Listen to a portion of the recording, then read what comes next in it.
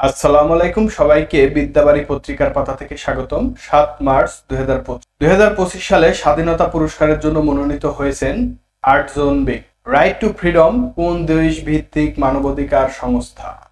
যুক্তরাষ্ট্র। বিশ্ব মানব ভ্রাতৃত্ব সম্মেলন কোন দেশে অনুষ্ঠিত হবে?